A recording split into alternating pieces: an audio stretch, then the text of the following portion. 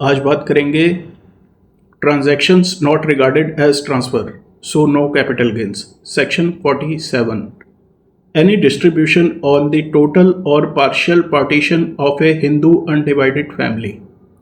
Hindu undivided family के partial या total partition पे जो डिस्ट्रीब्यूशन होगा कैपिटल एसेट का, वो ट्रांसफ़र नहीं माना जाएगा।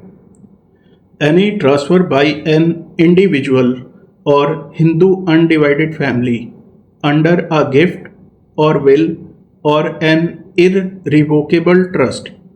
कोई भी ट्रांसफ़र सिर्फ इंडिविजुअल और हिंदू अनडिवाइडेड फैमिली के लिए है कि अंडर गिफ्ट होगा या विल होगा या इररिवोकेबल ट्रस्ट को दिया जाएगा, तो वो ट्रांसफ़र नहीं माना जाएगा। Holding company to 100% Indian subsidiary या 100% subsidiary to its holding Indian company. जो ट्रांसफरी कंपनी है वो इंडियन कंपनी होनी चाहिए, और जो कैपिटल एसेट जो ट्रांसफ़र की गई हो वो एज ए कैपिटल एसेट ही ट्रांसफ़र होनी चाहिए, ना कि स्टॉक इन ट्रेड। अगर स्टॉक इन ट्रेड की तरह ट्रांसफ़र होगा तो ये एग्जम्पशन अंडर सेक्शन 47 नहीं मिलेगा। इसके बाद नेक्स्ट है कि amalgamating company to an Indian amalgamated company.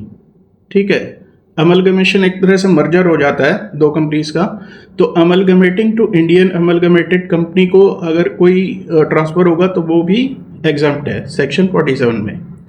Amalgamation of two foreign companies, दो फॉरेन कंपनीज जहाँ पे कैपिटल एसेट हो shares held in an Indian company, मतलब दो फॉरेन कंपनीज का अमलगमेशन हो। जो कैपिटल एसेट की बात हो रही है जिसका एग्जम्पशन मिलेगा वो क्या है कि shares held in an Indian company और shares of a foreign company which derives its value from shares of an Indian company.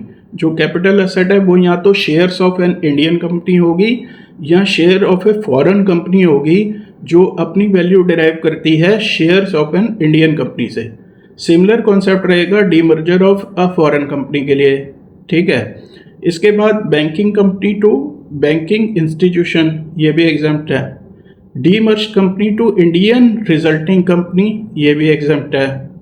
For shareholders shares issued by amalgamated company और रिजल्टिंग कंपनी, क्योंकि जब amalgamation होगा तो जो amalgamated company है उसके shares मिलेंगे शेयर होल्डर को, और डीमर्जर होगा तो रिजल्टिंग कंपनी के शेयर्स मिलेंगे, तो वो भी एग्जम्प्ट है अंडर सेक्शन 47।